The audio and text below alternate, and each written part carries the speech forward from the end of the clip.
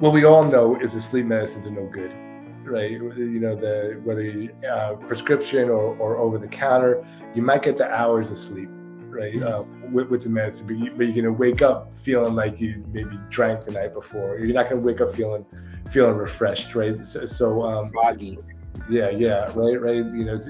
Because those sleep medicines can't replicate the deeper levels of sleep, right? So you'll get longer hours of low level sleep, and which may be better than waking up, on and off all night, but not as good as we could be, and really what we need to be, to be, people attracted to this podcast because people have a growth mindset, right? So those kind of things don't help a growth mindset, and sleep is crucial for that.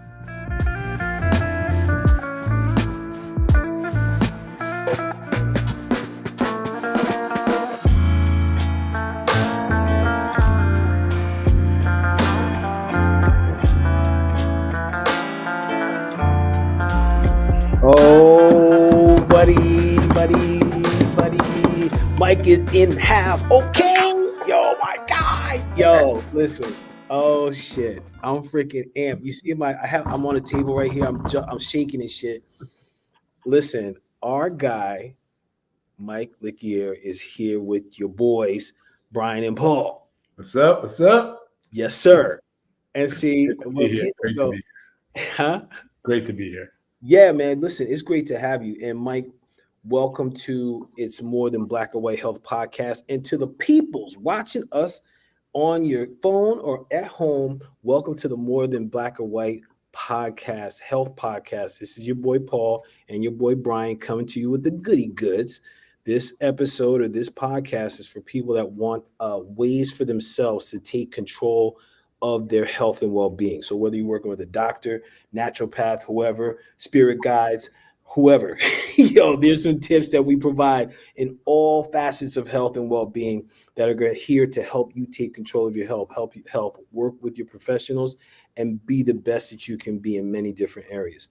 We're over a year marker, so we're looking to bring in more people and more professionals like Mike to talk about some of the topics that we've covered before or new topics. So without any further ado, I want to introduce Mike before we get started. So Mike Likier is a friend of mine, one of my Mankind Project brothers, my brethren, one of my brothers in the fight for Jah's army and racial justice and equality.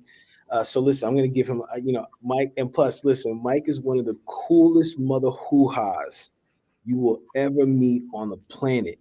And Lord God, don't let my man get behind the drum set, because I guarantee you doing a two-step, moving your hips, or freaking snapping your fingers. My man got soul.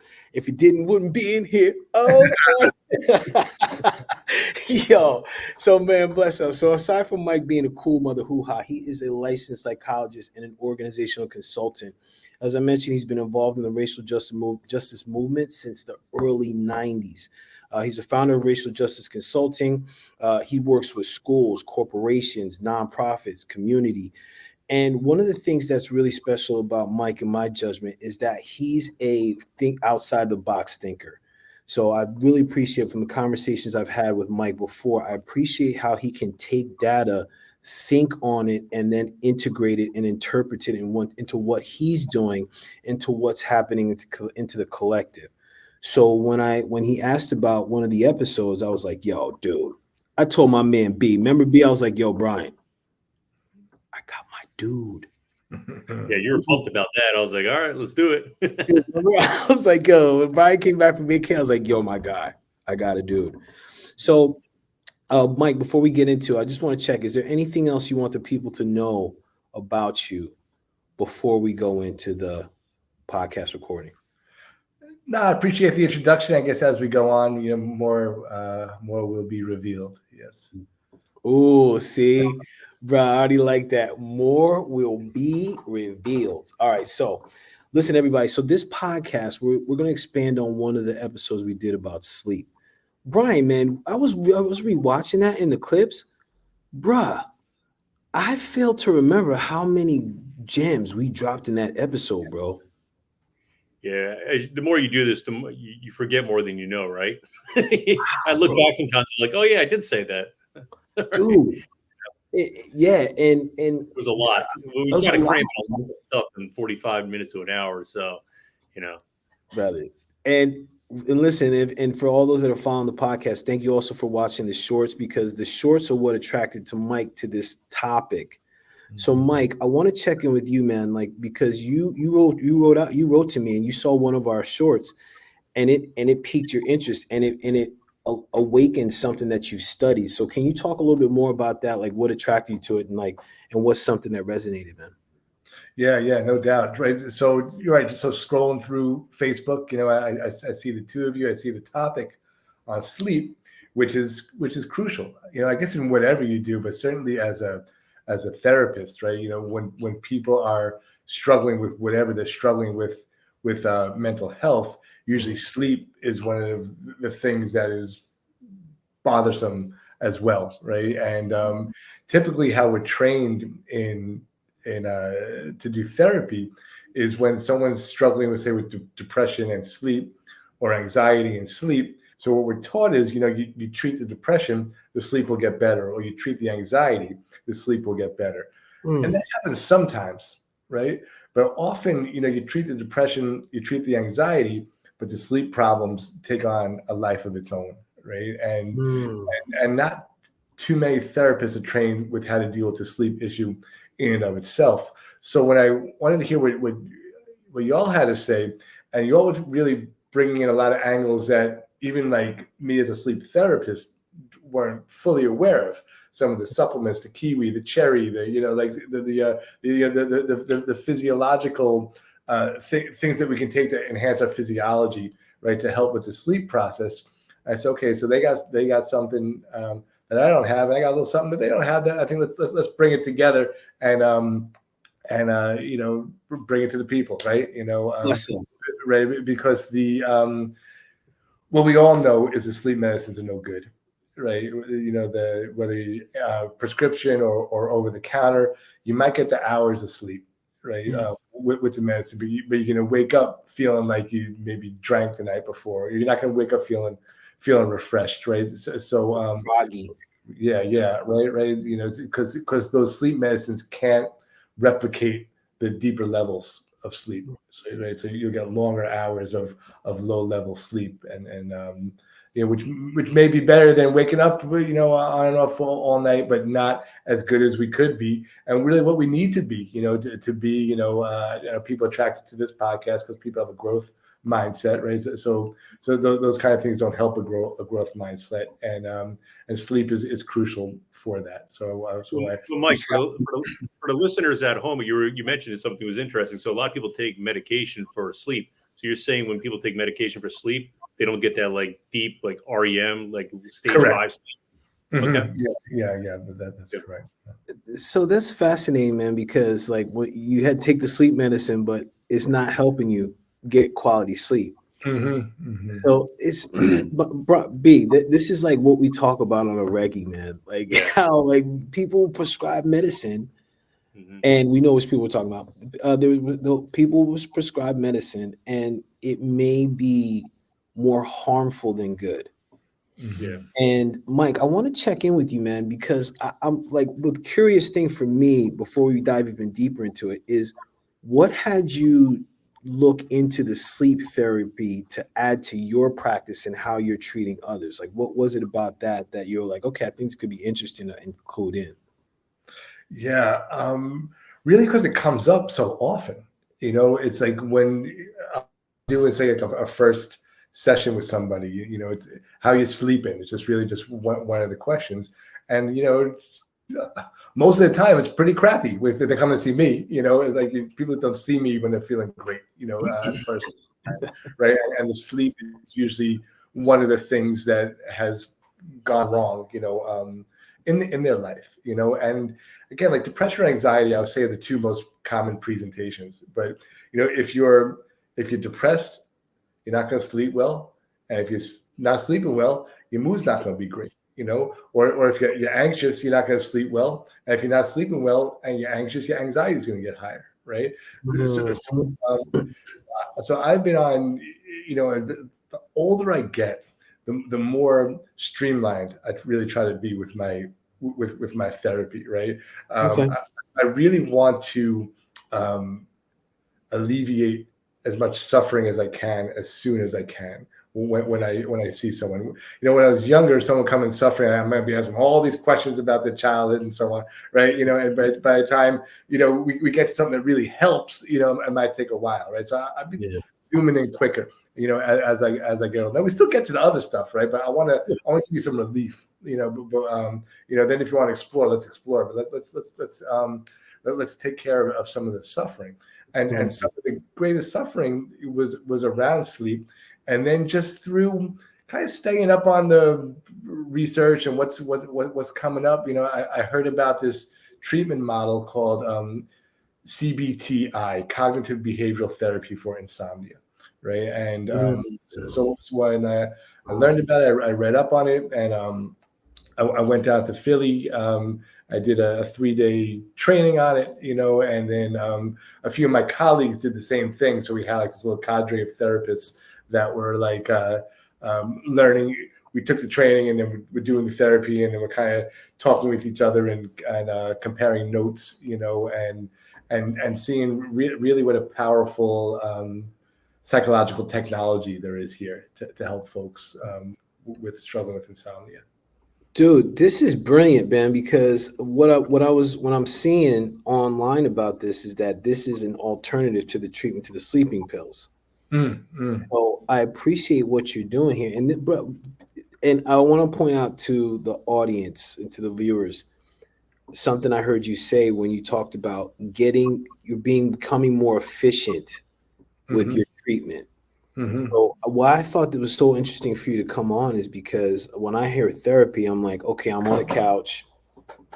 Tell me about your childhood. Tell me about the first time someone stole your bike. About, you know what I mean? Like, I think about that. So, and like you said, this could take a while.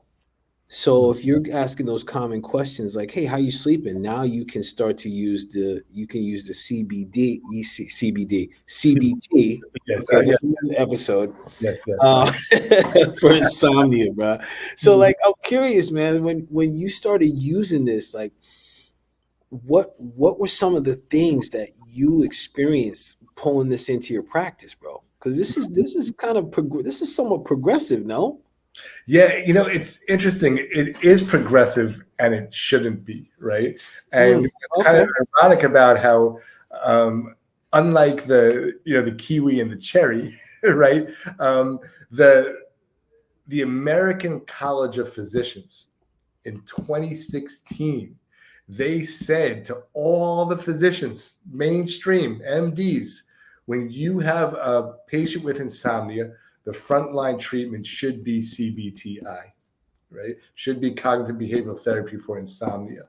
However, I guess the amount of physicians who got the memo and or the amount of therapists that know how to do this treatment, right, it's not getting through, right? So it's one of these odd cases in which the mainstream is pushing for the alternative, but the alternative hasn't caught on yet. Dude, I feel like pharmaceutical companies would make a hell of a lot more money putting people on drugs than actually trying to teach them to empower themselves through this technique. Yeah. So it's no wonder it's taken forever. Right. So even though the College of Physicians said this, maybe there's other forces here at work that I'm not aware of, but nothing would surprise me. Right? Nothing would surprise me. It's crazy. The cats that were talking about the CBT-I got shadow banned. They were like, shut up. Shut your ass up, man. They silenced them quick, bro. So I want to just take a small step back to explain, because some people may have yet to know like what CBT is, and you did say it's cognitive behavioral therapy. Yes, that's correct.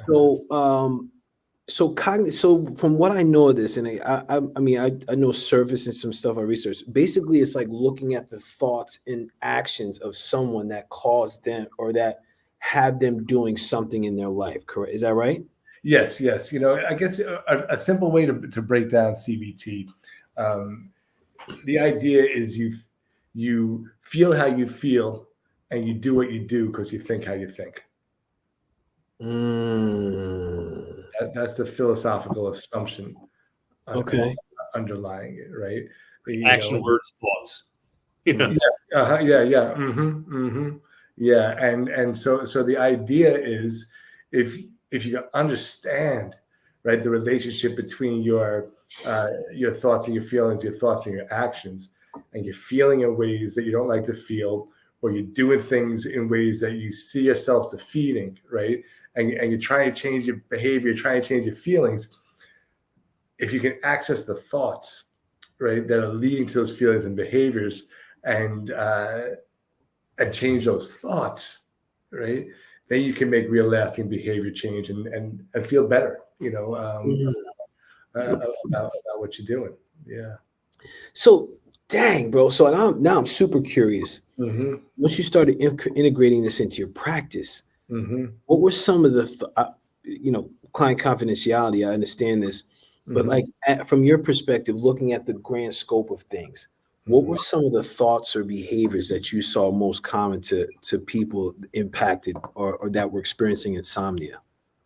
Yeah, it's really wide range. But you mentioned, I don't know if you mentioned this on the air or before we got on the air, but our common relation between my cousin Michael Bilkis, who's a MD and a holistic practitioner and a Mankind Project brother and a reverend and a rabbi and a whole lot of other things. A whole lot of other things. Bless up to you, Michael Bilkis. A great guy. But anyway, he was a dermatologist for a long time. Yep. Right. And he got so fed up with the practice, right? Because people were coming in with different skin conditions and they wanted the medicine to make it go away.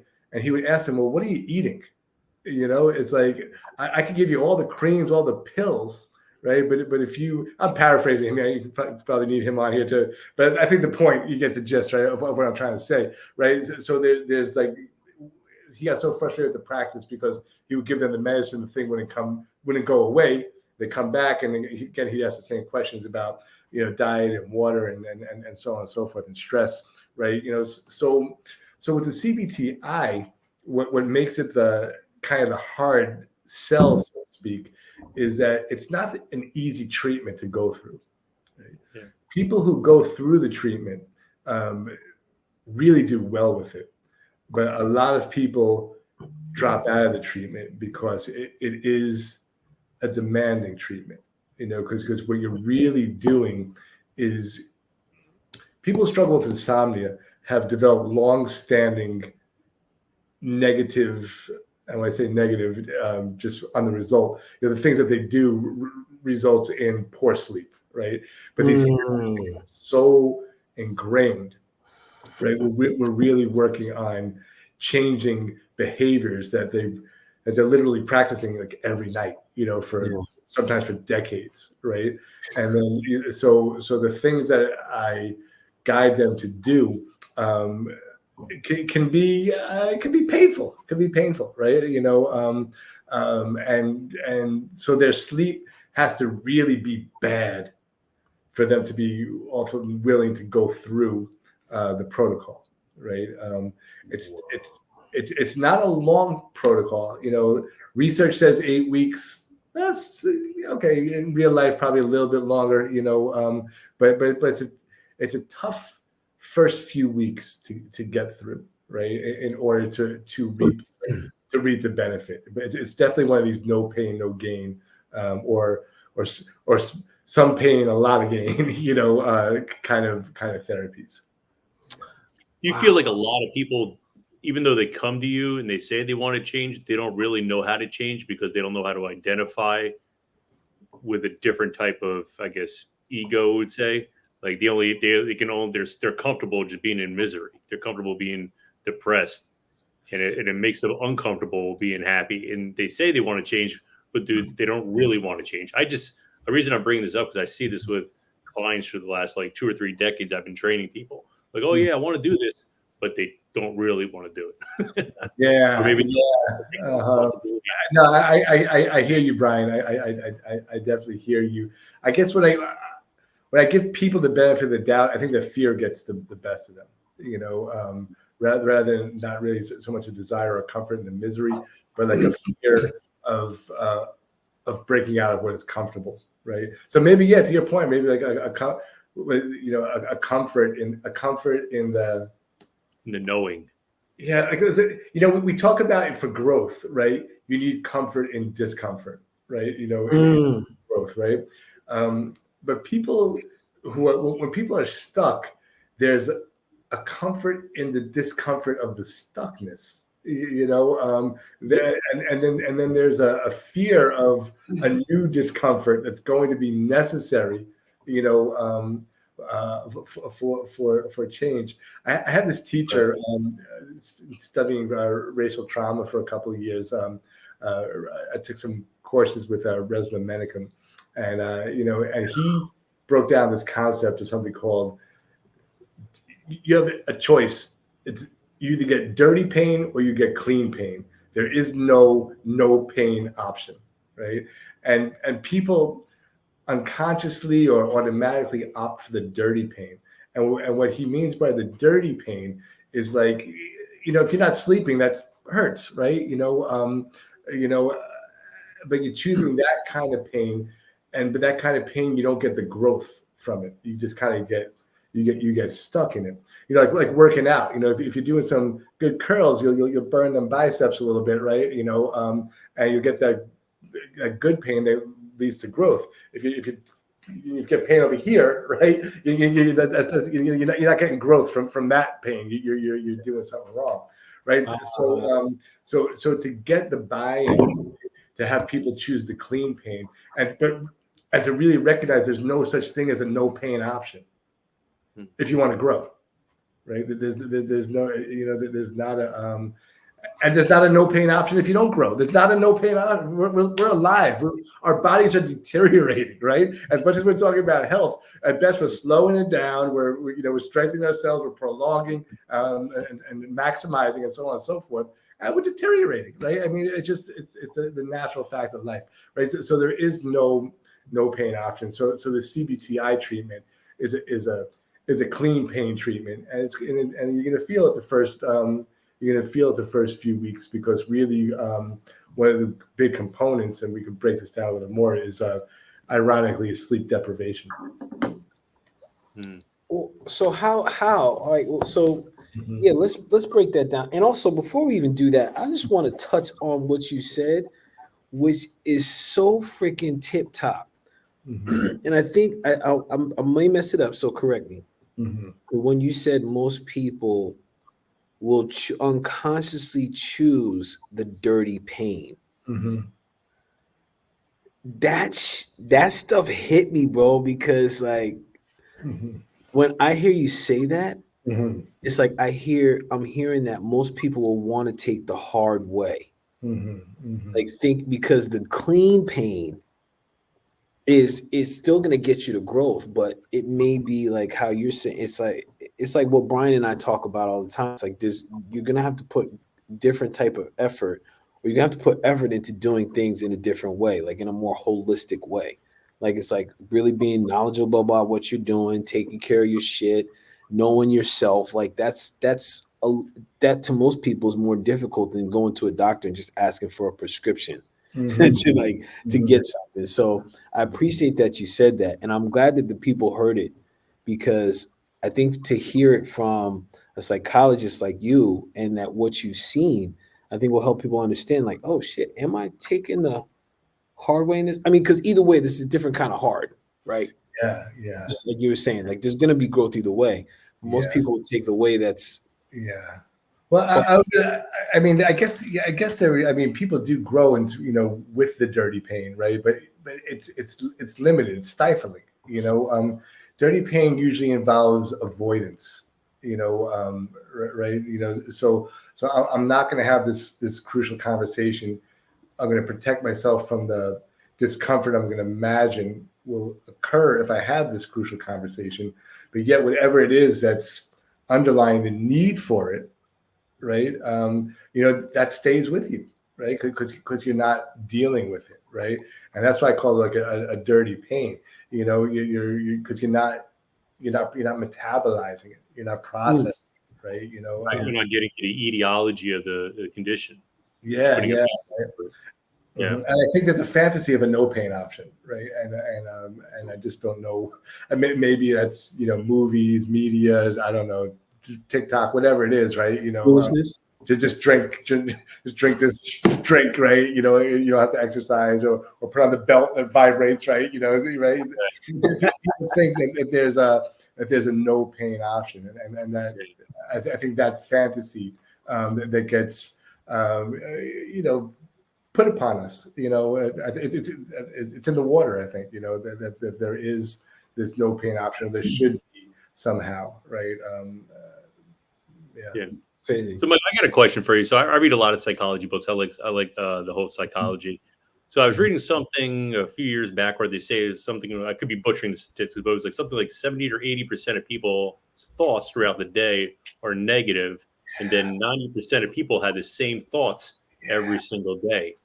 So as like a psychologist, like when you have somebody that comes into you, you automatically probably know that a vast majority of their thoughts are negative. What are like some things that you do to kind of like, you know, start cracking them open a little bit, you know? Great question. Yeah, no, that's great. You know, I took this course in what's called positive psychology several years ago, and I forget the teacher's name, but it's out of Yale. I think they even give the course away online. It's Santos, I believe is the name. But the way she frames things, right? She says, you know, there are these annoying features about the mind, you know, and when I meet someone for the first time, I let them know I know about these annoying features, right? And you know, like, how'd you know that? How do you not think of that? You know, kind of things, because I do too, because we all do too, right? And so once we understand, you know, that this is kind of how we're wired, right? Then we have to say, okay, so how are we going to work with this? You know, we believe all the negativity that runs through our mind is like really old stuff, like evolutionary stuff, like the world is dangerous, you know, like back in, I don't know, Neanderthal times or whatever, you know, tribal times where you can get killed by a wild animal, or if you're out by yourself by a neighboring tribe, or you don't know if the berry is poison or edible, all these sorts of things, right? So and the idea here, this is evolutionary psychology, you know, so you can't really prove it. It's an interesting theory though, right? But the idea is those of us who worried, we bred. Right? Those of us who were like, hey man, no problem. right? Let me try that berry. you know, right? You know,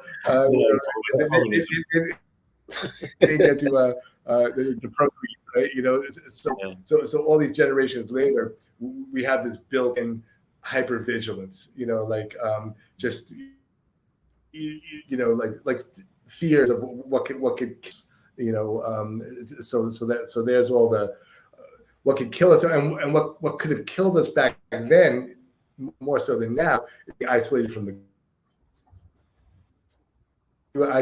the group. We were vulnerable, right? You know, so we learn to stay. We learn to stay within. So we learn to, you know, suppress a lot of things to stay part of, or learn to be afraid, so we can stay alive, and so on. And so here we are all these years later, and we have vestiges of that. So one thing I say to maybe more directly your question, Brian, is you know, these negative thoughts, we can't kill them, right? Because they're built in, and maybe we can't help but hear them, but we don't have to listen. You know, you know, yeah.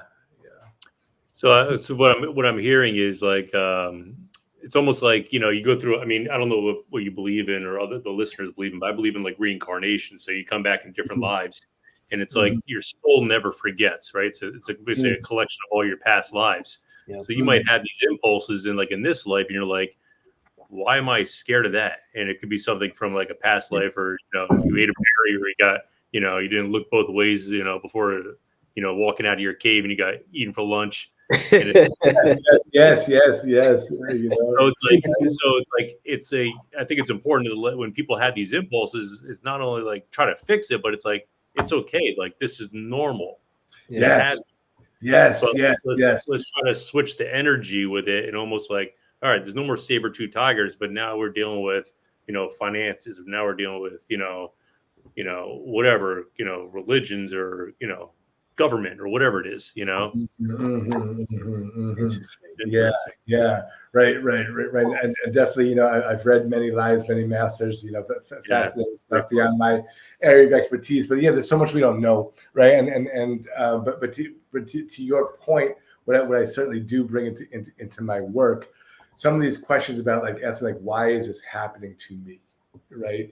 And it's not okay. Yeah, it's happening to you, but it's not just happening to you, right? It's like, these kinds of thoughts, experiences, and so on. Again, it's part of being alive, and sometimes we can't help but personalize it because it's happening to us, right? But in therapy, ideally, or any kind of healing relationship, you just get another perspective that you haven't considered before.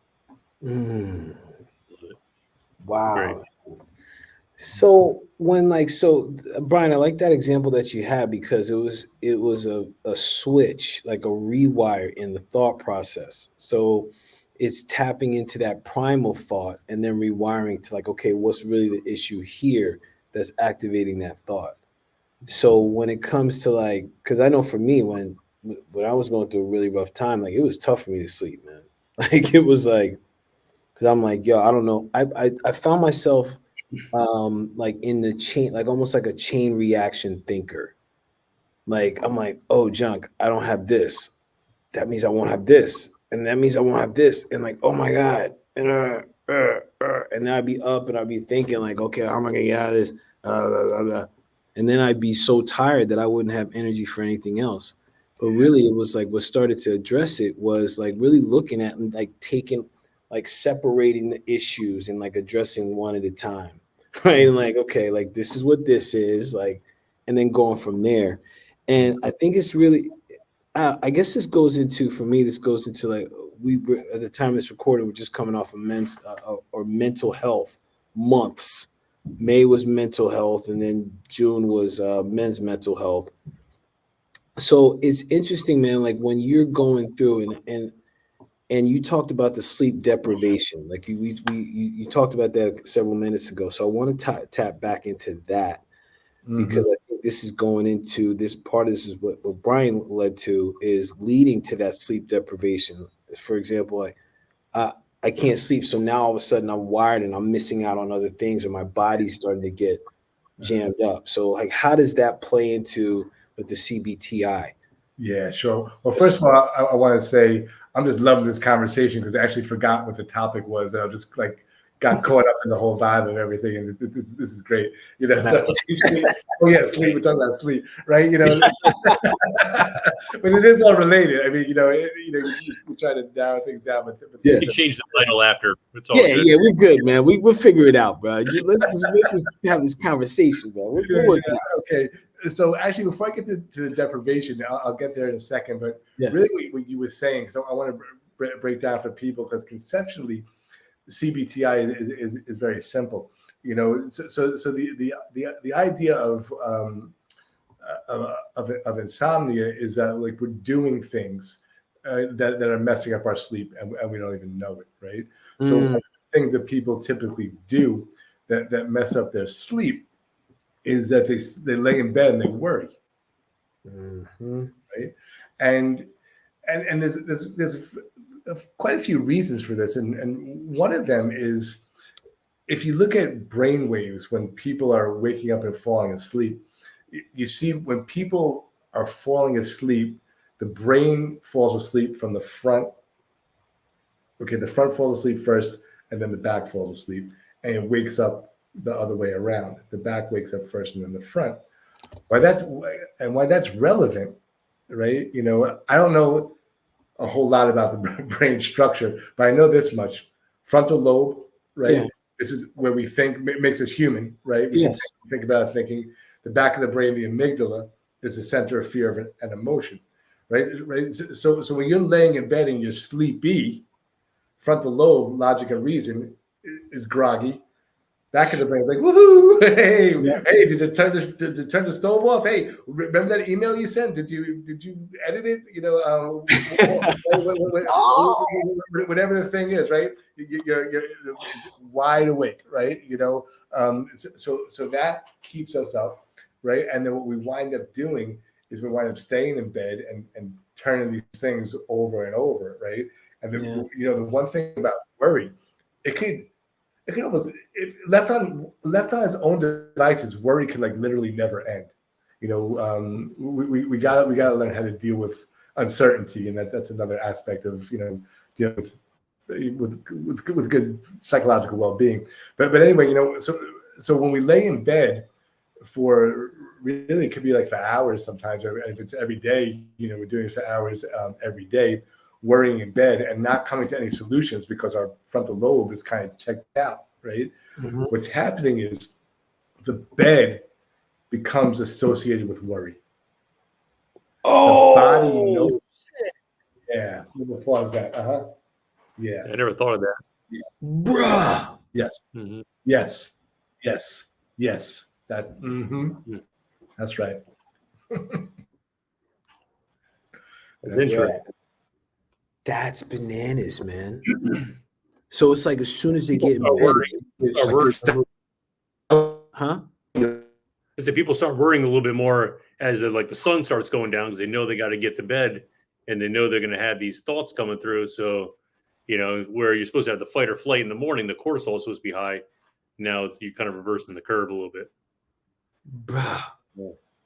This is blowing my mind. Mike, are you still Mike? Yeah, Mike. Okay, Mike is there. Brother. So first of all, this is blowing my mind for 2 reasons. The bed and the worry thing, because I can relate to that. All right. Mm-hmm. And then also as soon as you said how the brain falls asleep, I said, oh shit, the limbic system is alive and kicking, bruh. That's the last thing to go. And that's gonna come with that freaking stuff. Like you said, like, did you pay that bill? Did you put a period in that email? Mm-hmm. Did you like what was the tone? Hey, you got this, brother. That is so bananas. Because listen, when I was coming back to when I was going through a really rough time, and also when I had a job that was stressing me out, I hated bed because I was like, damn. So that's when I even started smoking weed before I went to bed, hoping like, okay, maybe this will calm me down. But my dumb ass started smoking a sativa, so my brain was working even more. So I was like, I couldn't sleep and shit. I was like, what happened? Oh, it's a sativa. But now I'm understanding, because I think it's so wild that the limbic system is the last to go to bed, because it's like flushing the body of worry, right? And like that primal, those primal concerns. Now it's like we're going into our dream state with that. Mm-hmm. So it's, brother. So I'm curious, when you're doing the CBT-I, I mean, I know there's a lot of different cases, but how do you what starts to transition from them to slow down or halt the worry, or to make the bed like a place of rest rather than worry? Yeah. And that's where the sleep deprivation comes in, right? Because what I need to do, right, is I need to get you tired enough that when your head hits that pillow, you're out. Yeah. Mm-hmm. Yeah. To kind of override that. Yeah.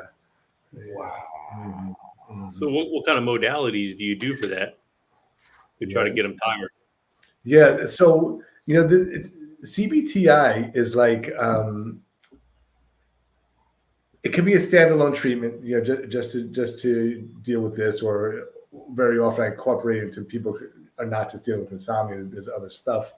But when I say you want to focus on the sleep, it's a little different than traditional therapy, because it's really like it's almost like a skill.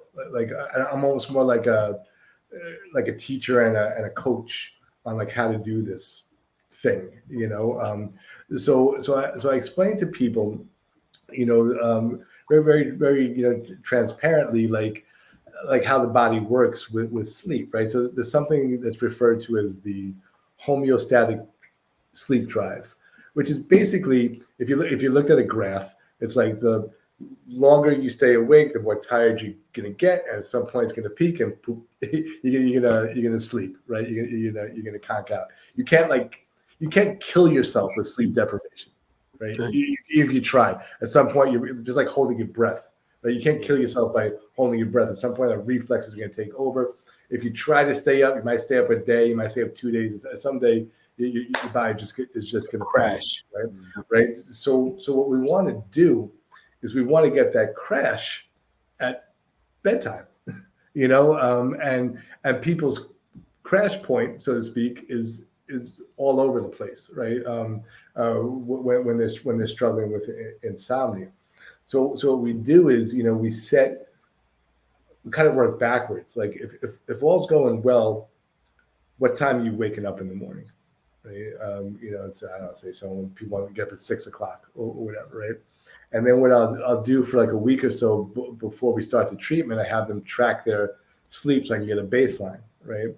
And I see, you're sleeping in fits and spurts, and you're waking up and you're going back to sleep, but it looks like you're getting about, I don't know, 5 hours of sleep a night total, even though you get into bed at 10 and waking up at 6, you're only sleeping for 5 hours in between. Right. So what we do in CBT-I, it's like, okay, you got that 5 hours, your sleep schedule now, your bedtime is 1 o'clock, right? And we set the alarm for 6, right? And then the challenge is get you to stay up late enough, right? That you hit that time, right? And yeah. Whoa! So like once you track, that's freaking interesting. So what does that do though? Like, so because I'm hearing like, okay, if you have 5 hours, you're looking to get up at 6. Okay, we're gonna curtail like or shorten when you go to, or push back when you go to bed. So you have the 5 hours, so it's quality sleep.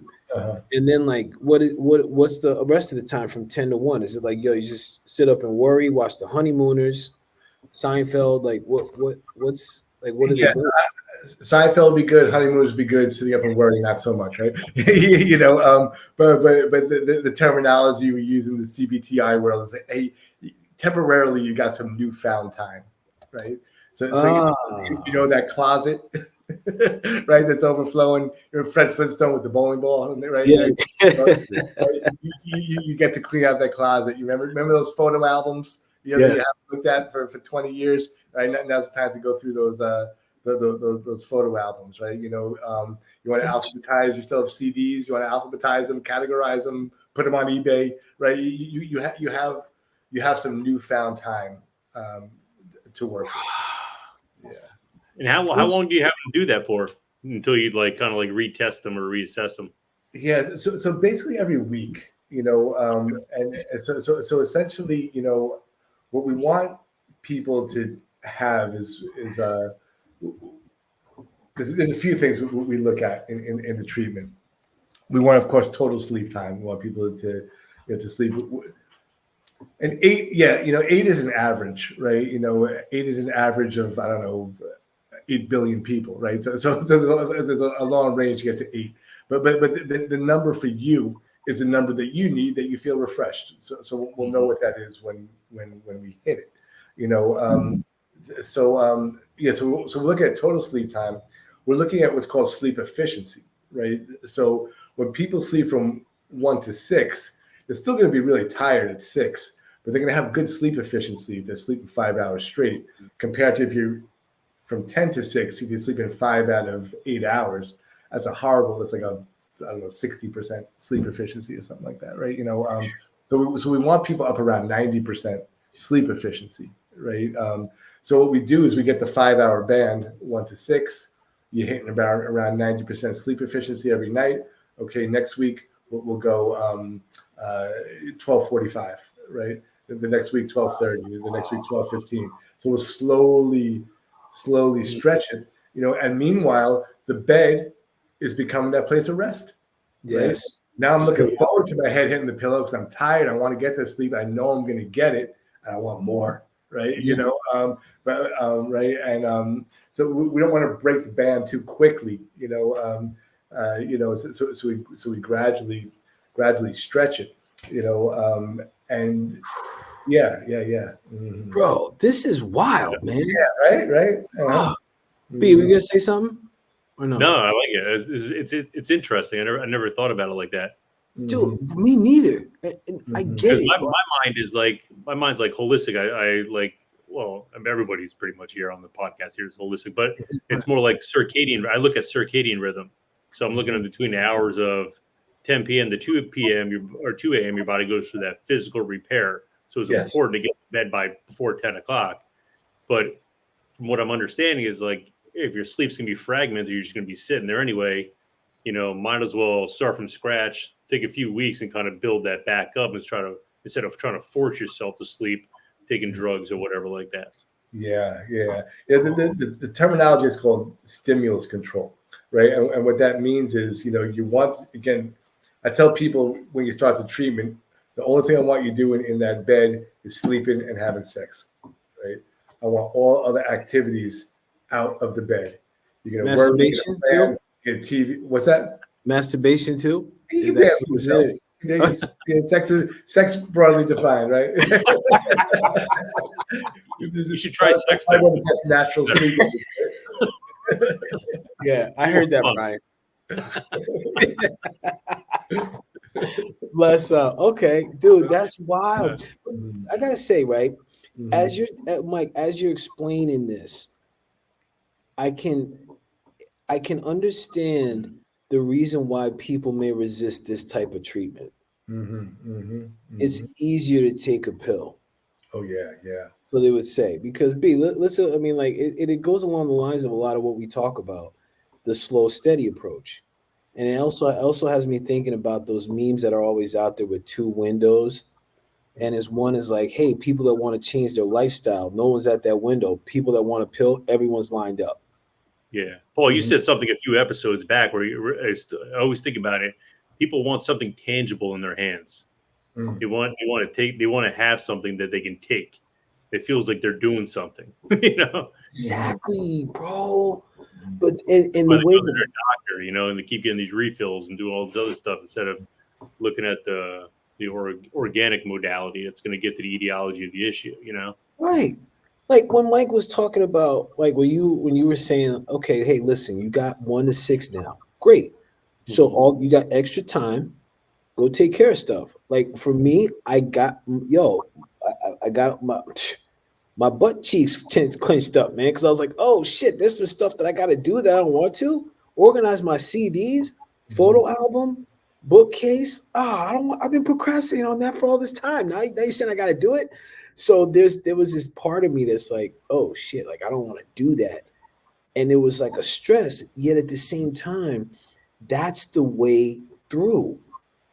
To be able to slowly, like, because I'm hearing everything you're saying, there's a conditioning that's aligned to that thought pattern that's preventing people from sleeping, right? There's this worry, this thing that starts happening. They're messing up their sleep. So it's imperative that they start to, and I really appreciate what you said about that rewire about making bed a place for sleep and sex, the double S's, right?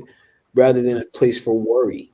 Because then ain't nothing happening. Then like all sorts of things can come up, like ED and all that kind of shit, bro. So freaking fast. Whoa, dude, Mike. So how do people like? So the thing is, right? Like when you're working with someone, how do you transition into the CBT-I? Is it in the beginning when you're like, yeah, how are you sleeping? And then you recognize like you got to address that like you talked about before, or how do you get them into this? Because this is fascinating, bro. I would prefer to do this than take a sleeping pill. Yeah, a very small amount of people will find me for the CBT-I, right? Maybe more now, after this, but otherwise, yeah, exactly what you said. Because people come in and they say, essentially, here's why I'm here, And and as we're talking about why what's most bothersome to them, we start talking about other things, right? And then sleep is just one of those things I'm always one of the things I would assess for before I knew how to do this, but I didn't really know what to do with it, frankly, right? Right.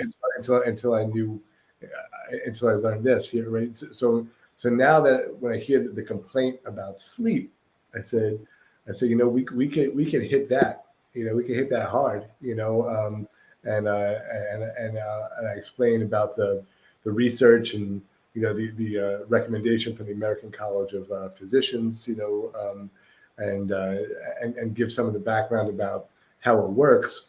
And again, depending on how bad their sleep is, right? If their sleep is bad enough, they tend to be more motivated to go through it, right? Yeah. If I can deal with it, right? Rather than go through, what you're proposing here. Bro, I'm digging this, dude. I swear to goodness, the mind is Great. so beautiful, bro. Huh? Yeah. It's amazing to me, man. I mean, listen, yeah, there's things that like when people fail to pay attention to the mind, that's what's just gonna go left, man. You know what I mean? And Mike, I'm so grateful that there's pros out there like you that are taking an open approach, meaning that like, okay, if someone's saying, hey, this is my problem, okay, let's address that, rather than being like, hey, like, how you sleeping? It's like, it's very similar. Like, Mike, I don't know if you've seen this episode, but Brian talked about this. Like, Brian, when you do your assessments, right? You and I talk about this. When you do assessments, how you breathe, like looking at their breath. That's going to tell me so much more rather than like, okay, let's look at, and then let's look at your food log rather than like, okay, let's go hit the weights.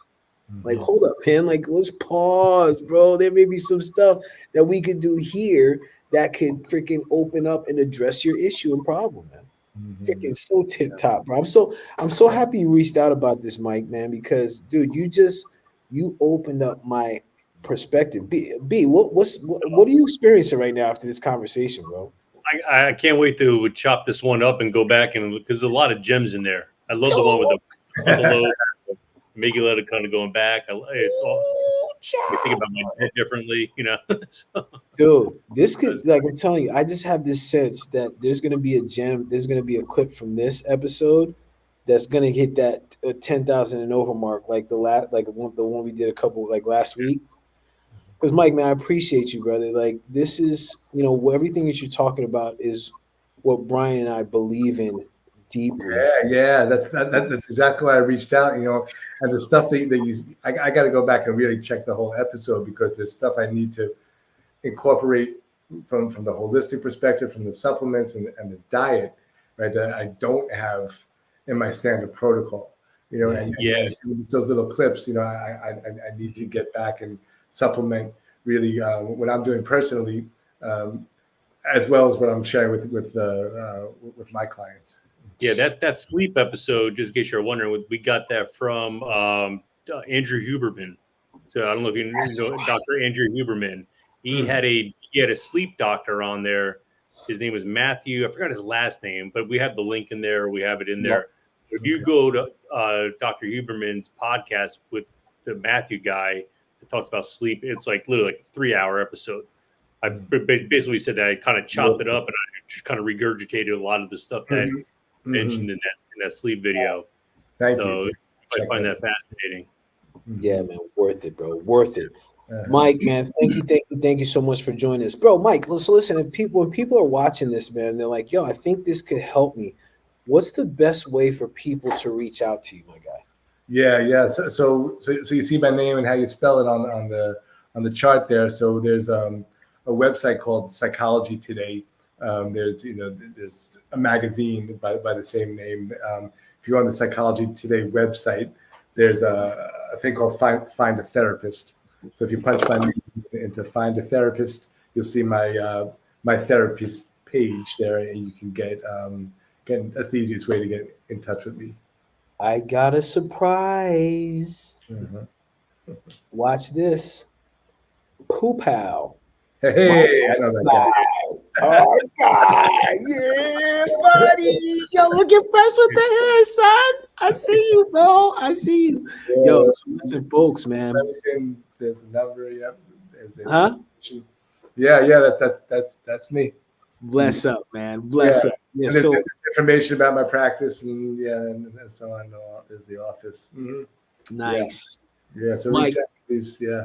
Yeah, we'll put this, Mike. We'll put this in the show notes so people can get in contact with you. Because brother, you listen, man. What you do is really important, man. And again, you're one of the professionals that we like to endorse because for you, it's about the human, Yeah. rather than the medicine, man. Yeah. So grateful for you, bro. What's up? Yeah. Hey, so Mike, any last words before we wrap up, man?